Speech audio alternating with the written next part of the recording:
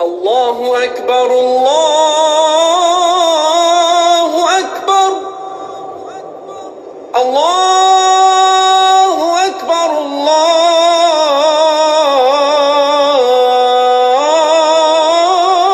الله أكبر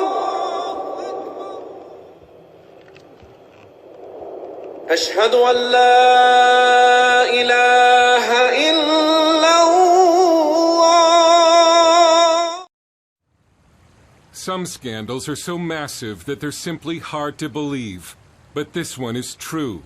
As many as 1 million white English children may have been the victims of Muslim rape gangs, better known as grooming gangs, in towns up and down Great Britain. Policy analyst George Igler. I mean, when you counter an issue that is just so unbelievable, just so outside your frame of reference and understanding, the immediate human reaction is just not want to believe it at all. Perhaps even harder to believe is that while there have been prosecutions, British authorities have still not stopped this criminal activity. There's a particular problem involving Pakistani heritage men who target young, vulnerable white English girls. Not my words, but a member of Parliament, Jack Straw, who also said these Pakistani heritage men view white English girls as, quote, easy meat.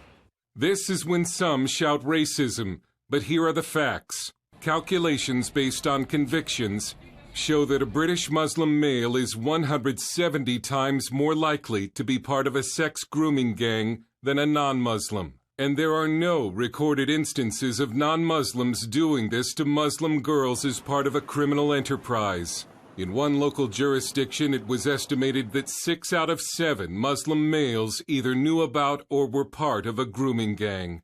What you do not have is any example of non-Muslim men targeting Muslim girls for this organized form of abuse. So the argument that this crime exists everywhere is not only false, but is being deliberately cultivated by the media and by the government inquiry that is kicking the can down the road. The grooming gangs have been traced back as far as the late 1980s. At-risk white English girls, often from broken homes and some as young as 9 years old, were wooed or groomed by teenage Muslim boys called Romeos, and even by groups of Muslim men who hung around school gates. The plan was to make the girl feel important. She was given gifts and drugs, but she was being groomed to be a drug-addicted prostitute. Then came the gang rapes. The girls were threatened with death if they tried to flee. It's not just sexual abuse.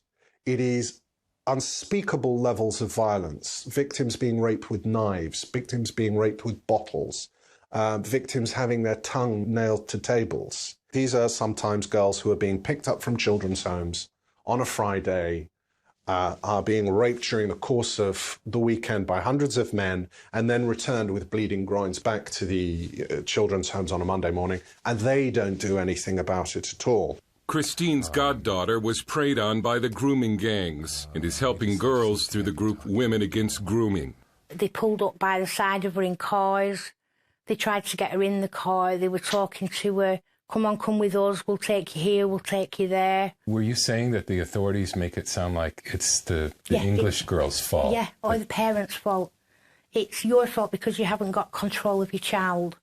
If you are a young English girl, particularly between the ages of 9 and 14, and you find yourself subject to the perversions of Muslim men, you effectively exist in a country where the forces of law and order don't exist at all. Stephen Lennon, also known as Tommy Robinson, former leader of the English Defence League, was just a young boy in the town of Luton when he learned a family member had been victimized by a grooming gang.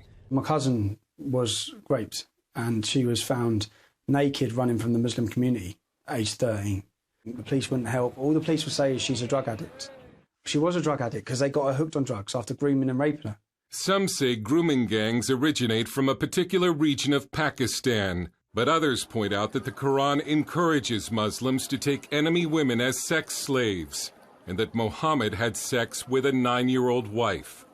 ISIS defends sexual slavery as Islamic, saying, enslaving the families of the infidels and taking their women as concubines is a firmly established aspect of the Sharia, or Islamic law. The reason these crimes were covered up and continue to this day is political correctness. No one wanted to be called a racist. The definitive book on this scandal is Easy Meat by Peter McLaughlin, who declined an on-camera interview for safety reasons. He told us journalists would not speak about it because the perpetrators were mostly dark-skinned and Muslim. Childcare professionals used political correctness as an omerta, a code of silence concerning what the public was allowed to know. These girls are the victims of a multicultural revolution, and it's certainly an indication of the fact that this accusation of racism is potentially the most powerful political weapon known to man. This is also an example of what can happen in a country of 60 million where the press just refuse to report, where the cries of all these agencies fail to merely discuss what's going on, and it's only going to get worse for this reason. The cover-up was eventually exposed, yet the grooming gangs continue to operate. One victim told a British newspaper, "Nothing has changed, not in the slightest. It's still the same scale as before." They get sexual kicks out of ruining the most precious possession that those people have, their daughters. Stephen Lennon warned that there will be repercussions. But there will be a lot of blood spilled in this country, and it'll be on the hands of our leaders. And there'll come a time when they'll realise what they've done. And the country's people will realise what they've done as well.